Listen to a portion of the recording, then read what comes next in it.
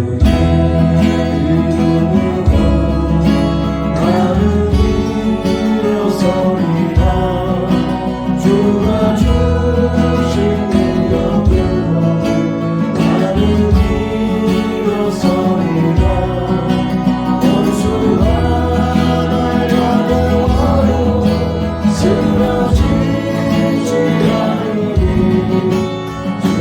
주신 능력으로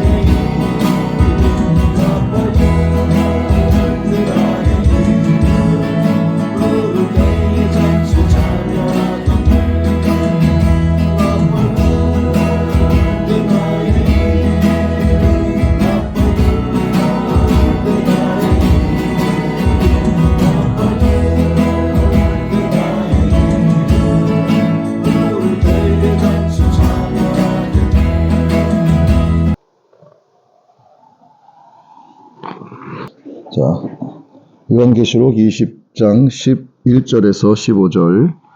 또 내가 크고 흰 보좌와 그 위에 앉으신 이를 보니 땅과 하늘이 그 앞에서 피하여 간데없더라. 또 내가 보니 죽은 자들이 큰 자나 작은 자나 그 보좌 앞에 서 있는데 책들이 펴 있고 또 다른 책이 펴졌으니 곧 생명책이라. 죽은 자들이 자기 행위를 따라 책들에 기록된 대로 심판을 받으니 바다가 그 가운데서 죽은 자들을 내주고 또 사망과 음부도 그 가운데서 죽은 자들을 내주매 각 사람이 자기의 행위대로 심판을 받고 사망과 음부도 불못에 던져지니 이것은 둘째 사망 곧 불못이라. 누구든지 생명책에 기록되지 못한 자는 불못에 던져지리라. 아멘.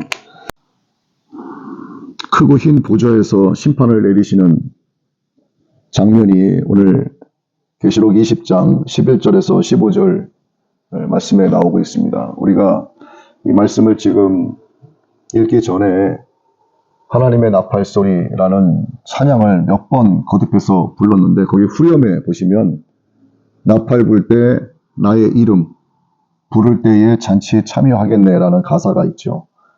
저는 이 찬양을 부를 때면은 나팔 불 때 나의 이름이라고 하지 않고 나팔 불 때 명인이 이름 이렇게 바꿔서 불러요. 예수님께서 내가 육신으로 살아있는 동안에 공중재림하신다면 틀림없이 천사들의 나팔 소리가 들려올 것이고 온 세상 사람들이 그 소리를 듣게 될 것입니다. 그런데 거기에서 나의 이름이 불려지지 않으면 그는 7년 대환란 가운데 머물게 되고 이 땅에서 말할 수 없는 고통을 당하게 되죠. 그런데 이 땅에서 당하는 고통은 그냥 그때뿐이에요. 7년만 버티면 됩니다. 그 7년 버티고 나면 끝나는 게 아니라 공중 재림하신 예수님께서 지상으로 재림하시는 역사가 7년 환란 뒤에 일어나게 됩니다. 그 사이에 영의 몸을 입고 공중에서 예수님과 혼인잔치를 벌인 그리스도의 신부들은 너무나 행복하고 즐거운 영적인 혼인잔치를 치르게 되는데 땅에 남아있는 자들은 이루 말할 수 없는 고통을 겪게 되죠. 거의 짐승처럼 이제 살아가게 됩니다. 자신의 생각도 이성도 없고 자기가 갖고 있는 지식 무의미하고 보좌 앞에 책들이 펴 있다 이렇게 복수형으로 말씀하고 있고 또 다른 책이 펴졌으니 하고 단수형으로 말하고 있습니다. 왜 책들과 책이라고 복수와 단수로 사용하셨을까? 이 책들은 그저 옆에 놓여있는 몇 권 정도의 책을 가리키는 게 아니에요. 이 단수로 나타나 있는 책이라고 하는 이 생명책에 내 이름이 거기에 기록되어 있지 않으면 나도 이 책들 가운데 있게 되는 거예요. 이 책들의 각 권에는 그 사람의 이름이 기록이 되어 있을 겁니다. 책 표지에 예를 들어 박경자 구원받지 못했어. 그러면은 이 책들 가운데 이 행위대로 심판받기 위해서 여기에 박경자라는 이름이 책들 가운데 있는 거예요. 이 책을 딱 꺼내서 그는 하나님 앞에서 자신이 살아온 모든 것을 낱낱이 직고하는 시간을 갖게 돼요. 그리고 책들에 기록된 대로 심판을 받게 되죠. 저에게 네가 이 세상에 살아있는 동안에 마지막 설교를 해라. 너에게 주어진 시간은 딱 30분밖에 없다. 네가 육으로 살아있는 동안에 마지막 설교를 해라. 그러면 나는 무슨 설교를 할 것인가? 저는 천국과 지옥을 이야기할 것 같아요. 제가 사실 천국도 지옥도 가보진 않았지만 천국과 지옥이 실존한다는 것은 다녀온 사람만큼 임사체험을 한 사람만큼 저는 확실하게 믿고 알고 있습니다. 그것이 어떤 곳인가를. 자신이 이 땅에서 지은 죄의 대가 그대로 형벌을 받게 되는 거예요. 이름도 형체도 알 수 없는 잔인하고 징그럽기 짝이 없고 냄새가 구역질 나는 그 온갖 벌레들이 사람 몸에 있는 모든 구멍 속으로 다 들어가서 나온 구멍으로 다시 빠져나오고 안에 있는 장기들을 다 갉아먹고 고통 가운데 죽어가는 거예요. 죽으면 끝이죠. 그런데 죽는 게 아니라 또 살아나요. 그리고 마치 처음 겪는 고통처럼 처음 접하는 두려움처럼 또다시 시작이 되는 겁니다. 그게 1년? 아니에요. 영원토록 그런 고통이 시작되는 거예요. 항문에 커다란 창을 꼽아서 매달려 있는 거예요. 그러다가 죽게 됩니다. 죽는 게 끝이 아니라 그 상태가 매일 죽고 매일 또 당하고 매일 죽고 매일 당하고 영원토록 변함없는 거예요. 마귀들이 엄청나게 큰 칼로 사람을 고기 자르듯이 난도질하고 그렇게 죽어가죠. 죽는 것으로 끝나는 게 아니라 다시 눈을 떠요. 그리고 마치 처음 당하는 것처럼 그 두려움과 공포를 또 당합니다. 이게 영원토록 지속이 돼요. 절대로 빠져나올 수 없습니다. 내가 거짓말하고 사기친 거, 그 혀를 잡아 뽑죠. 뜨거운 불로 지지고 용광로 속에서 꺼낸 철로 사람의 입을 찌르고 그렇게 죽죠. 또 눈을 떠요. 마치 처음 당하는 것처럼 그 고통과 두려움이 또 시작이 됩니다. 영원토록. 절대로 여기서 벗어날 수가 없어요. 그냥 영원토록 당하는 거예요. 그래서 하나님 앞에 요만큼의 죄라도 회개하지 않으면 안 되는 겁니다. 내가 하나님 앞에 약속하고 서원한 것 무조건 지켜야 돼요. 내가 지킬 수 있을 때 서원한 것을 지키는 거는 당연한 거고요. 내가 지킬 수 없을 때도 지키는 게 약속인 거예요. 생각해 봐야 돼요. 나는 과연 그런 것이 없나? 있을 겁니다, 아마. 바다가 그 가운데서 죽은 자들을 내준다고 그래요. 사망과 음부도 가운데서 죽은 자들을 내준다고 합니다. 각 사람이 자기의 행위대로 심판을 받는다고 합니다. 네. 세상 가운데서 죽은 자들이에요. 바다 가운데서 죽은 자들, 세상 가운데서 죽은 자들, 그렇게 더럽고 추하게 죽은 사망과 음부에 던져진 자들 모두가 자신이 살아온 더러운 행위대로 심판을 받게 되는 것이 처참한 지옥의 현실입니다. 그러면 이것이 끝이 아니에요. 정말 마지막은 바로 둘째 사망이라고 하는 건데, 사망과 음부 그 자체도, 그리고 더러운 행위대로 살아온 자들 역시도, 하나님을 마음에 두기 싫어하는 자들 역시도, 모든 마귀 사탄들도 지옥부에 던져지는 것이 마지막 둘째 사망이 되는 거예요. 그러면 누가 이 둘째 사망에 던져지는가? 육으로 살아있으나 죽은 자들이 둘째 사망으로 던져집니다. 육으로 봤을 때 죽은 것처럼 보이지만 그의 혼이 하나님의 영으로 말미암아 살아있는 자는 영원한 생명으로 들어가게 되는 거예요. 생명책에 기록되지 못한 자는 불못에 던져지는 것은 하나님이 정해놓으신 것이기 때문에 이것은 바뀔 수가 없습니다. 이거 절대로 하나님께서 바꾸지 않으세요. 그런데 천국은 안 그렇죠. 죄를 지을 수 없는 몸이 입혀지게 돼요. 영의 몸이 입혀지고 그 영의 몸을 입고 영원한 형벌 속으로 들어가느냐, 아니면 영원한 영생 공락을 누릴 수 있는 아버지 하나님의 나라로 들어가느냐. 하나님께서 세상을 창조하셨고 세상을 창조하신 이 가운데 사람들을 두셨는데 그 사람들이 죄를 범하게 되자 세상을 심판을 하시죠.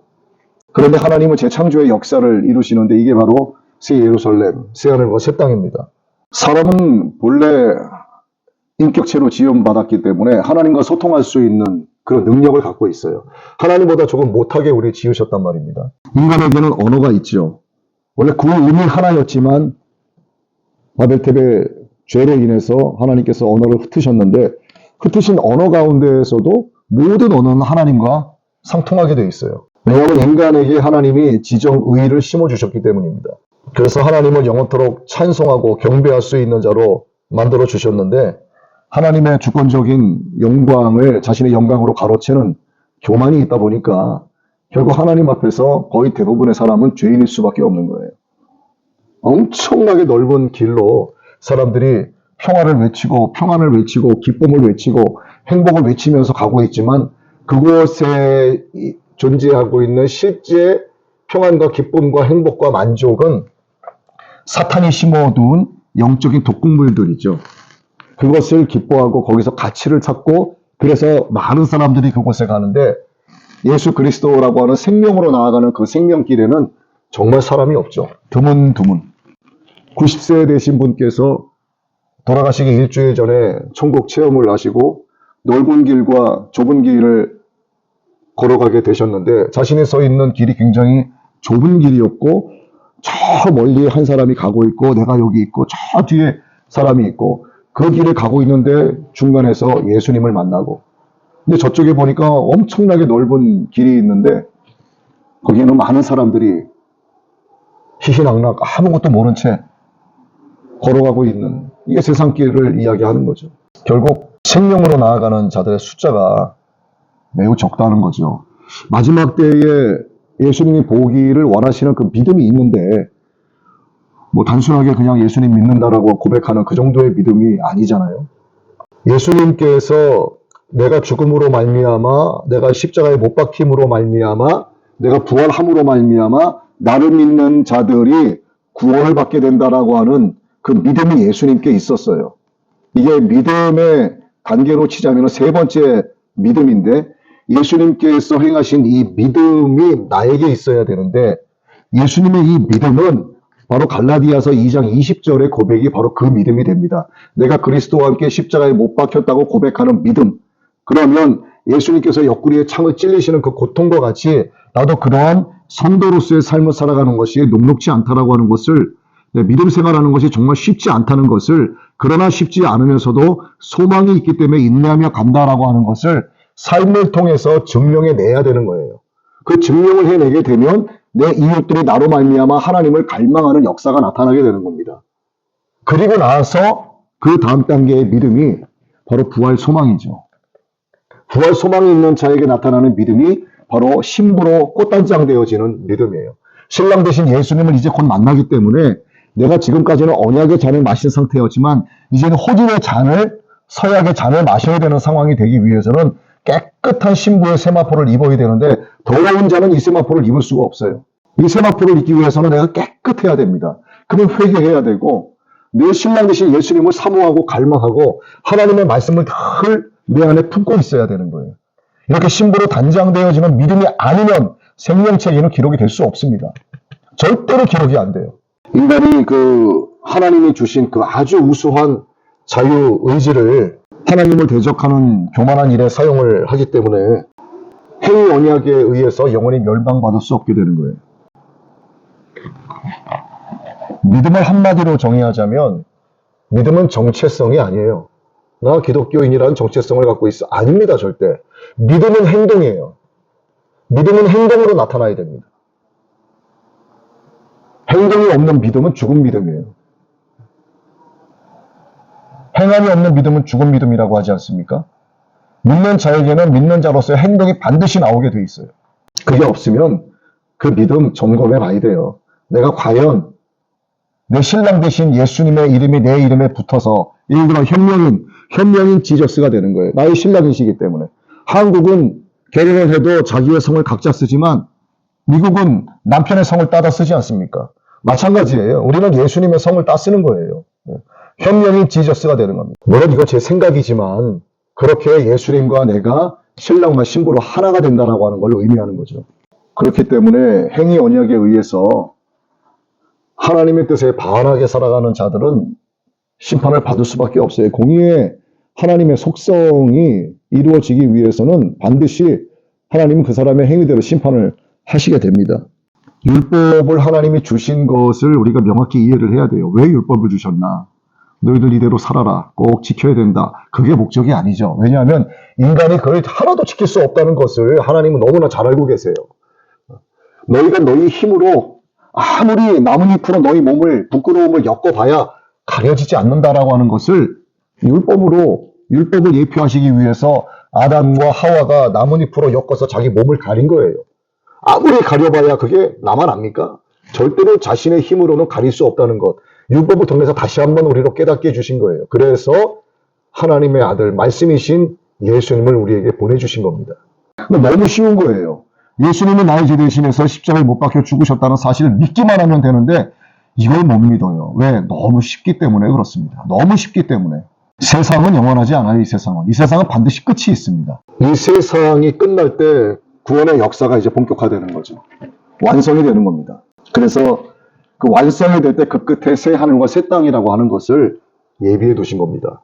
우리가 늘 생각을 해야 돼요. 지금 앞으로 세계는 단일 정부로 통치가 될 거라고 말씀을 드렸죠. 이거는 연계시력의 관점에서 그렇게 될 수밖에 없어요. 그러면 세계 단일 정치 체제가 이루어지기 위해서는 바로 이것이 가능한가? 안 됩니다. 이것을 있게 하기 위한 또 다른 준비 작업이 사전에 만들어져야 돼요. 그게 뭘까? 그게 바로 경제 공동체예요. 경제 공동체가 미국에서 시작이 됐습니다. 총 8개 국이 여기에 참여를 하는데 한국도 포함이 되어 있어요. 이게 AI 경제 공동체예요. 세계 경제를 통일시키겠다라고 하는 목적이 있는데 이면에는 중국을 겨냥한 미국의 전략도 그 안에는 포함이 되어 있습니다. 물론 외적 구도상으로는 우리는 그렇지 않다라고 이야기하지만 아닐 수가 없어요. 왜 중국이 배제되어 있기 때문에 그렇습니다. 세계 경제 공동체가 출범이 됐어요, 이제. AI 경제 공동체. 그래서 세계 경제의 안보를 이루겠다. 그리고 또 한 가지는 국가 안보를 이루겠다예요. 그 경제 안보와 국가 안보가 되고 난 이후에는 무엇이 이루어지겠는가? 정치의 단일화가 이루어지게 됩니다. 정치의 단일화가 이루어지기 위해서는 자본이 있어야 돼요. 동부 뉴욕의 자금이 미국 서부로 옮겨지고 있어요.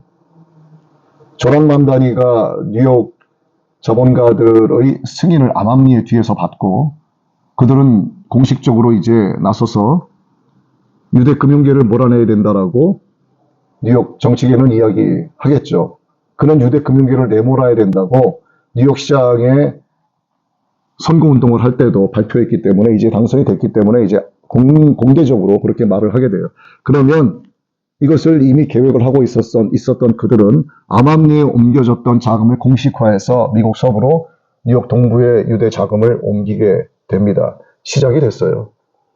미국 경제를 리셋하겠다라고 하는 트럼프 전략과 정확히 일치합니다. 그러면 미국을 이 자본으로 리셋하겠다라고 하는 의도가 거기에 들어가 있는 거예요. 그리고 트럼프 정부는 AI 경제 연합을 총 8개국 시작이 됐죠. 이르면서 발표를 했고 국가 안보도 함께 이루겠다. 그렇게 하면서 이제 결과적으로는 정치 공동체까지 이어질 수밖에 없는 그런 구도가 만들어지고 있어요. 제가 오늘 이 내용을 길게 정리를 해서 페이스북에 올렸는데 좀 더 정리를 하고 있는 중입니다. 이 세상 돌아가는 것이 현재 어떤 시점인지를 요한계시록의 관점에서 이걸 보지 못하면 그냥 거기에 휩쓸려 가는 거예요. 그냥 이게 뭔지를 모르는 거예요. 아, 경제협력을 이루는구나. 아, 뒤에는 중국을 겨냥하고 있구나. 그냥 단순히 표면적으로 보이는 것이 전부예요. 그렇기 때문에 예수님은 신랑, 나는 신부라고 하는 그 성경적인 인식 자체를 못하는 겁니다. 그래서 이렇게 이야기하면 종말론자라고 손가락질 하는 거야. 나는 종말론자라고 손가락질 받는 거 좋아해요. 하나님이 원하시는 것이기 때문에 그래요. 그만큼 이렇게 말을 하고 가르치는 주의 종들이 없어요. 정말 없습니다. 사실 뭐 동료 목사님들이나 아는 목사님들이나 우리 시찰이나 노회 또 우리 총회 기독교계 대한민국을 위해서 기도할 때 눈물도 안 나고 나랑 관계없는 사람들 기도하는 것 같아서 기도는 하고 있지만 정말 최근 들어서 그들을 위해서 기도할 때는 정말 눈물이 납니다. 애절한 눈물이 나고 그들이 빨리 속히 깨달아서 이 시대가 어떤지를 성도들에게 바르게 가르쳐야 되는 하나님 보시기에 아름다운 종들이 되어야 하는데 그저 무지하고 아무것도 모르기 때문에 바쁜 거예요. 놀기 바쁘고 놀러 다니기 바쁘고 모이기 바쁘고 밥 먹으러 다니기 바쁘고 그저 세미나 쫓아다니기 바쁘고 그 세미나에서 올바르게 가르치게 되면 누가 뭐라고 하겠습니까? 네, 거의 없습니다. 이 마지막 시대가 이렇게 점점 더 어두워지고 있고 어둠 가운데에서 생명이 없는 복음이 선포되고 있다 보니까 어딘가에 가서 참여해서 듣게 되면은 거기에서 그냥 위안을 받고 마음의 평정 정도나 얻는 거예요. 실질적으로 이 시대에 필요한 메시지가 무엇인지를 전혀 구분을 못하고 있습니다. 12시 정각이 되면 예수님이 온다고 가정을 했을 때 시간으로 표현했을 때 지금은 59분이에요. 59분 59초입니다. 이제 1초 남았어요. 정말 얼마 남지 않았습니다. 우리는 생각을 해야 돼요. 내 사랑하는 아들, 사랑하는 딸, 사랑하는 남편, 내 부모님, 내 친인척, 그들 한 사람 한 사람의 얼굴을 떠올리면서 한번 기도해 보세요. 그들이 지옥 형벌을 받고 있다는 장면을 한번 상상을 해보세요. 그들이 지옥불에 던져진다는 그 장면을 한번 상상을 해보시고 그들이 거기에서 악을 쓰고 이를 갈고 비명을 질러대는 그 장면을 한번 생각을 해보세요. 복음을 전하지 않을 수 없어요. 당장이라도 가서 그들에게 예수 믿으라고 해야 합니다. 하지요. 그런데 하나님이 버리기로 작정한 자들은 아예 들으려 하지 않습니다. 조롱하고 비웃어요. 우리 친인척 가운데 한 사람에게 몇 번 전했는데도 제가 마지막 전했을 때 그 얘기를 하더라고요. 나에겐 얘기하지 말라고. 나는 기독교며 교회만 다 졸업한 사람이라고. 자기가 교회도 안 다녀봤으면서 하나님을 알고 예수님을 안다고 이야기하는 거예요. 그를 저주하는 게 아니라 그의 결과는 뻔합니다. 하나님의 공의의 심판이 그에게 임하게 되고 죗값을 영원토록 치를 수밖에 없게 돼요. 주변에 아마 그런 분들 많이 있을 겁니다. 가깝게는 내 가족이 될 수도 있어요. 상상을 하셔야 돼요. 내 딸들이 지옥불에 던져질 수 있다는 거 상상하셔야 된다고. 진짜로. 영적 경각심이 없어요. 사람들에게. 굉장히 무디어졌습니다. 누구든지 생명책에 기록되지 못한 자는 들못에 던져지리라. 누가 던져진다고요? 누구든지. 생명책에 기록되지 못한 자. 그들은 자기의 이름이 써있는 그 책들이 한 권 있는 거예요. 모르죠, 지금 전혀. 무슨 개소리 하냐고 그러죠. 어디서 소설 쓰고 앉아있냐 이야기하죠. 이게 소설이 될지 진짜가 될지는 육이 죽어보면 압니다. 그래서 깨어 있어야 돼요. 생명책에 이름이 기록되어져 있기를 예수님의 이름으로 축복합니다.